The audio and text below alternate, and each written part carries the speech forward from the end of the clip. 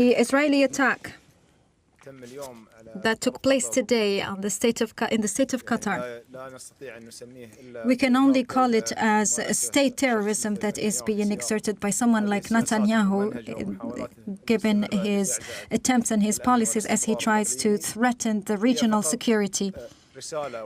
This is only a clear message to the whole region, and this message says that there is one player, and there's also a disrespect to all the policies and also a violation to the sovereignty of all the countries and the states. Netanyahu said himself that he will reshape the Middle East. Does he mean that he's also going to reshape the Gulf region?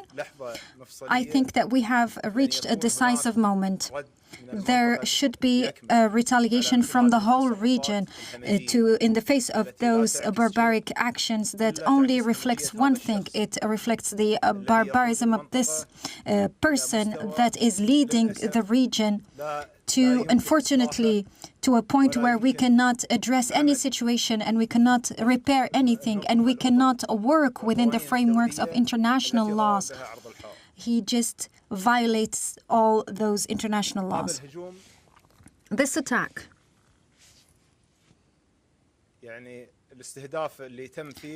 the targeting was beyond and violating not only international laws but only all morals. We are talking about a mediator state that is hosting formal negotiations in a formal and official mediation and hosting with a delegation from a state that is sending missiles and rockets against another group of a delegation from another state that they are supposed to negotiate with. How can this be morally accepted?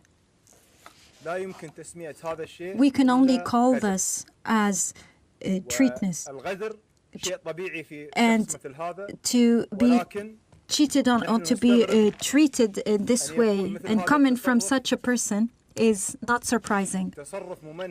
However, this is a systematic behavior coming from a person that is claiming or alleging that they want to stabilize the region, but what he's doing is only destabilizing the region for his own and personal goals. During the last days, the negotiations were ongoing, and it was on track upon the request of the American or the U.S. side, as we were deciding on reviewing the final paper that was received from the U.S. side. And despite this, and despite that Israel was sending their delegation, they worked on not keeping any possibility to reach any deal. Is there any clearer message that the world needs to understand who is closing and shutting the door of peace? Does the international community need any other messages to know who's the bully in the region?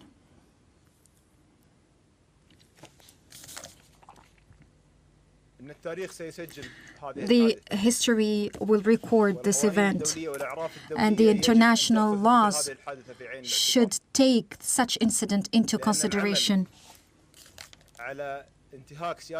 Because working on violating the sovereignty of states without any respect and in a reckless manner, this is something that we should